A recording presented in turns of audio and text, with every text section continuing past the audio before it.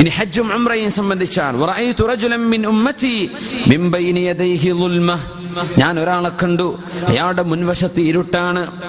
വമിൻ ഖൽഫിഹി ളുൽമ, പിറകിലും ഇരുട്ടുണ്ട്.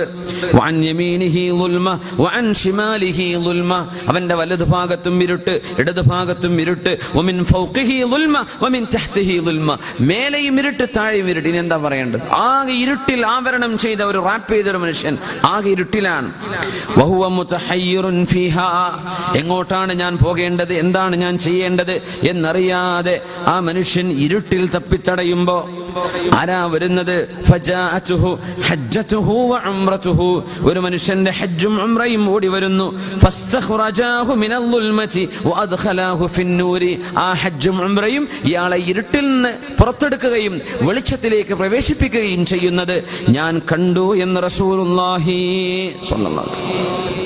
ഹജ്ജും ഉംറയും അല്ലാഹുമ്മർസുഖ്നാ ഹജ്ജൻ മബ്റൂറ വഉംറതൻ മഷ്കൂറതൻ മഖ്ബൂല, അല്ലാഹു നമുക്ക് അതിന് തൗഫീഖ് ചെയ്യട്ടെ, ആമീൻ. ഹജ്ജും ഉംറയും സാധിക്കുന്ന ആളുകളൊക്കെ ചെയ്യണം. ഉംറ ചെയ്യുമ്പോൾ ഉംറ ചെയ്യാൻ ഒരാൾക്ക് പറ്റുന്നുള്ളൂ, അയാൾക്ക് ഉംറ നിർബന്ധമാണ്, അയാൾ ഉംറ ചെയ്യുക. ഹജ്ജ് ചെയ്യാൻ കഴിയുന്ന ആളുകൾ ഹജ്ജ് ചെയ്യൽ നിർബന്ധമാണ്.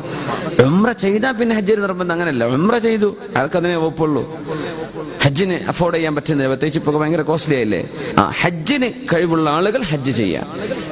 പക്ഷെ ഒരു ഉംറ ചെയ്യാൻ പറ്റും, നമ്മൾ ഉംറക്ക് പോവാ. ഇവിടെ നിന്നൊക്കെ പെട്ടെന്ന് എത്രയോ നമ്മൾ സെന്ററിൽ നിന്നൊക്കെ എത്ര പോകുന്നുണ്ട്, ഇവിടെ സെന്ററിൽ നിന്ന് പോകുന്നുണ്ട്, സുന്നി സെന്റർ കൊണ്ടുപോകുന്നുണ്ട്, എത്രയോ ദുബൈയിൽ നിന്നും ഷാർജയിൽ നിന്നും ഇവിടെ നിന്നൊക്കെ എല്ലാ മാസവും പോകുന്നുണ്ട്. ഒരു 10 ദിവസം ലീവ് ഉണ്ടെങ്കിൽ വളരെ മനോഹരമായിട്ട് ചെയ്യാം. ഇനി കുറച്ച് കഴിഞ്ഞാൽ അതൊന്നും പറ്റിയില്ല എന്ന് വരും. അതുകൊണ്ട് ഇപ്പൊ പോയിക്കോളി ഇൻഷാ അല്ലാഹ്. ചെയ്യാത്തവരൊക്കെ എന്ത് ചെയ്യുക, ഒന്ന് ഉംറക്ക് ബുക്ക് ചെയ്യുക. ഇവിടെ സെന്ററിലോ ഉസ്താദ്മാരെ കൂടെ പറഞ്ഞിട്ട് എന്ത് ചെയ്യുക, ഒരു ഉംറക്ക് ചെയ്യുക ഇൻഷാ അല്ലാഹ്. അല്ലാഹു തൗഫീഖ് ചെയ്യട്ടെ. ഇടക്കിടക്ക് ഇങ്ങനെ പോകണമെന്ന ഒന്ന് ഒരു ഈമാനൊന്നും നമ്മുടെ ഒരു വണ്ടി സർവീസിനുണ്ടാവില്ലേ, ഇടയ്ക്ക് സർവീസ് ചെയ്യാൻ. ബ്രേക്ക് ഓയിലൊക്കെ പോയിട്ടുണ്ടാവും, ഒരു തഖ്വയൊക്കെ പോയിട്ടുണ്ടാവും ചിലപ്പോൾ. അതൊക്കെ ഒന്നൊന്ന് മേക്കപ്പ് ചെയ്യാൻ ഒരാവശ്യമാണ്. അള്ളാഹുവിന്റെ കഅബ ഇങ്ങനെ കാണുമ്പോൾ ഇബ്രാഹിം നബി അലൈഹി സ്വലാം നടന്നുപോയ സ്ഥലം, അഷ്റഫുൽ ഖൽഖ് സ്വല്ലല്ലാഹു അലൈഹി വസല്ലം സ്വഹാബത്തിന്റെ കൂടെ ചെയ്ത തവ എത്ര മുഅ്മിനീങ്ങളാണ്. നമ്മൾ ഓരോരുത്തരുടെയും ഖരീൻ, നമ്മുടെ കൂടെയുള്ള മുഅ്മിനായ മുസ്ലിമായ ജിന്ന്, നമ്മൾ നിസ്കരിക്കുമ്പോൾ കഅബൻ തവാഫ് ചെയ്ത് അവിടെ ചെന്ന് നിസ്കരിച്ച് തിരിച്ചു വരുന്ന റസൂലുള്ളാഹി ഞങ്ങൾ പഠിപ്പിച്ചു. സുബ്ഹാനല്ലാഹ്, അത്രയും അള്ളാഹുവിന്റെ വളരെ ഇഷ്ടപ്പെട്ട ആളുകൾ എത്തുന്ന ഒരു പ്രദേശമാണ്.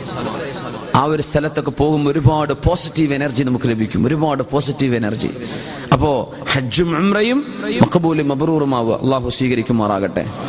അവിടെ പോയിട്ട് ഫോട്ടോ എടുക്കാൻ നിൽക്കരുത്. ഞാൻ ഒന്നുകൂടെ പറയാണ്, ആവർത്തിച്ച് പറയാം, ദയവ് ചെയ്ത് മൊബൈലൊക്കെ റൂമിൽ വെച്ചിട്ട് പോകും. അവിടെ ഇനി ലോസ്റ്റ് ആയാലും ഒരു കുഴപ്പമില്ല. അവിടെ കിടന്ന് മരിക്കുകയാണെങ്കിൽ എന്താ പ്രശ്നം? സുബ്ഹാനല്ലാഹ്.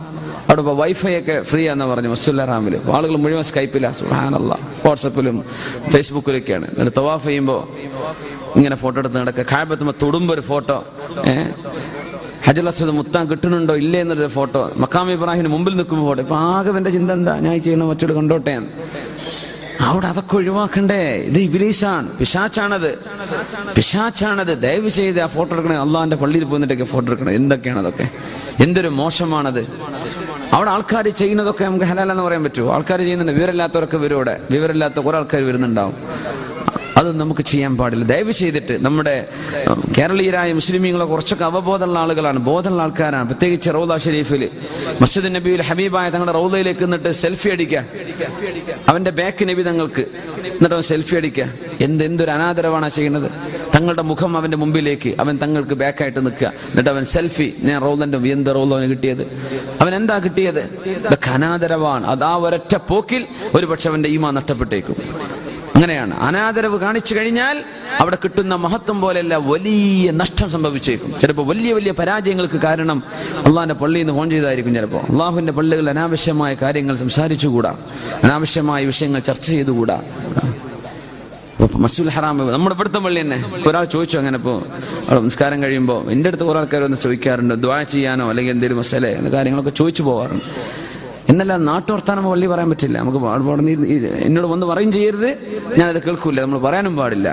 ദുആ ചെയ്യണം, അല്ലെങ്കിൽ എന്തെങ്കിലും സംശയം ചോദിക്കുകയാണ്, അതൊക്കെ പള്ളിയിൽ ഇൽമുമായി ബന്ധപ്പെട്ട അള്ളാഹുമായി ബന്ധപ്പെട്ട ചർച്ചകളാവാം. അല്ലാത്തതൊന്നും പള്ളിയിൽ പറ്റൂലല്ലോ. അപ്പൊ അങ്ങനെ ഒരാൾ ചോദിച്ചു, അങ്ങനെ നന്നായി ആ ചോദ്യം. കഴിഞ്ഞ ക്ലാസ് കഴിഞ്ഞ് പോകുമ്പോഴാണ്, ഉസ്താദെ പള്ളിയിൽ ഉസ്താദിനോട് ആൾക്കാർ സംസാരിക്കുന്നുണ്ടല്ലോ, അപ്പൊ നിങ്ങൾ മുമ്പ് അങ്ങനെ പറഞ്ഞിട്ടുണ്ടല്ലോ. നല്ല ചോദ്യമാണ്, അൽഹംദുലില്ലാ. അങ്ങനെ ചോദിക്കണം, എന്നോടൊന്ന് ചോദിച്ചാൽ പോരെ? അതിന് അൽഹംദുലില്ലാ അല്ലേ, അതല്ലേ മമ്മഞ്ഞി നല്ലത്. ഞാൻ പറഞ്ഞു. അപ്പോ എനിക്ക് വളരെ ഇഷ്ടമായി. ആരാ ചോദിച്ചത്, ആരാണെങ്കിലും എനിക്ക് ആളെ അറിയില്ല. പക്ഷെ അതിന്റെ വിഷയം നമ്മളവിടെ നമ്മളുമായി ചർച്ച ചെയ്യുന്ന വിഷയം അത് എന്തെങ്കിലുമൊക്കെ ദീനുമായി ബന്ധപ്പെട്ടൊരു വിഷയമവിടെ ചർച്ച ചെയ്യുള്ളൂ. അതുകൊണ്ടാണത്. ഇപ്പോൾ എൽമുമായി ബന്ധപ്പെട്ട വിഷയങ്ങളാവാം. അപ്പൊ നമ്മുടെ പള്ളിയിൽ നിന്ന് നമ്മൾ ഈ പള്ളിയിൽ നമ്മൾ ഫോട്ടോ എടുക്കോ?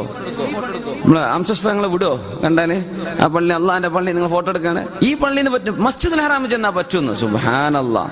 അതെങ്ങനെ? മസ്ജിദുൽ നബവിയിലും മസ്ജിദുൽ ഹറാമിലും കുഴപ്പമില്ല, ഇവിടെ കുഴപ്പമാണ്, അവിടെ പറ്റൂല. അങ്ങനെയാണ് മനസ്സിലാക്കേണ്ടത്. നമ്മുടെ നാട്ടിലെ പള്ളിയിൽ വിടും. അതൊക്കെ നാട്ടിലെ പള്ളിയിൽ വിടും ഫോട്ടോ എടുക്കാൻ. ഇവരുള്ള ആലിമ്യങ്ങളും ബോധമുള്ള മനുഷ്യന്മാരോടുണ്ടെങ്കിൽ വിടുവോ? ഇല്ല. അപ്പൊ നമ്മൾ മനസ്സിലാക്കി ഹജ്ജിനും ഉംറക്കും പോകുമ്പോ ആ വലിയ കൂലിയൊക്കെ അവിടെ കൊടുത്തു പോരണ്ട. അതൊക്കെ നഷ്ടപ്പെടുത്തിയിട്ട് വെറും കൈ ഖാലി ഹാത്ത് ആയെന്ന് പറയേണ്ടി വരും. ഒന്നും കിട്ടൂല. അപ്പൊ എന്ത് ചെയ്യാ? അതൊക്കെ മാറ്റി വെച്ചിട്ട് പോവുക. പിന്നെ പ്രത്യേകിച്ച് ഉംറക്കൊക്കെ പോകുമ്പോ വർത്തമാനം പറയുന്ന ഈ ചാറ്റർ ബോക്സുകളായ കൂട്ടുകാരുണ്ടാവും. ചിലപ്പോൾ അങ്ങനത്തെ വർത്തമാനം പറയുന്ന കൂട്ടുകാരികളുണ്ടാവും. അവരൊപ്പം പോകാതിരിക്കാൻ നല്ലതെന്നാ. ഗ്രൂപ്പിലൊക്കെ ആദ്യം പോകണം. ആദ്യം പോകുമ്പോ ഉസ്താദുമാരൊക്കെ സ്ഥലങ്ങൾ പോയി കാണിച്ചു തരും. അൽഹംദുലില്ലാഹ്, അറിഞ്ഞു, മനസ്സിലായി, ബോധ്യപ്പെട്ടു. ഒറ്റക്ക് പോകാൻ കഴിയുമെങ്കിൽ നിങ്ങളും ഭാര്യയും കുട്ടികളും മാത്രം, അല്ലെങ്കിൽ 3 പേര്, മിനിമം 3 പേരുണ്ടാകുന്ന സുന്നത്താണ് പോവുക. വലിയൊരു സംഘത്തോടാവുമ്പോ നീ മറ്റേ കണ്ടോ, ഞാൻ അവിടെ കണ്ടു ഒരാളെ, ഞാൻ ഇവിടെ സംഭവം കണ്ടു, എന്താ കഥ പറയാനാ പിന്നെ നേരം ഉണ്ടാവുള്ളൂ. അവിടെ കണ്ടോ നടക്കുന്നതൊക്കെ ചർച്ച ചെയ്തിട്ട് സമയം കളയും. അതുകൊണ്ട് വർത്തമാനം പറഞ്ഞ് സമയം കളയാതിരിക്കാൻ പരിചയക്കാര് കൂടെ ഉണ്ടാവുന്നത് വല്ല നല്ല കാര്യമല്ല. നല്ലോണം വർത്താനം പറയണ വർത്താനക്കാരാണെങ്കിൽ, അള്ളാഹുവിനെ പേടിക്കുന്ന നല്ല കാര്യങ്ങൾ ചർച്ച ചെയ്യുന്നവരെ പഠിപ്പിക്കുന്നതാണെങ്കിൽ അൽഹംദുലില്ലാഹ് അവരുടെ കൂടെ കൂടിയേക്കാം. അല്ലാതെങ്കിൽ നമുക്ക് ഇഖ്ലാസും നമ്മുടെ മനസ്സിൽ തഖ്വയും അള്ളാഹുവിനോട് നല്ല ചിന്തയും മനസ്സുകൊണ്ട് കരയാനും ഖൽബ് കൊണ്ട് കരയാനും കണ്ണ് കരയാനും അവിടെ ചെന്ന് കഴുകി ശുദ്ധിയാക്കണം. അതിനവിടെ പോകുന്നത്. അതുകൊണ്ട് അത് ഫോട്ടോ എടുത്തിട്ടും വീഡിയോ പകർത്തിയിട്ടും നഷ്ടപ്പെടുത്തരുത്.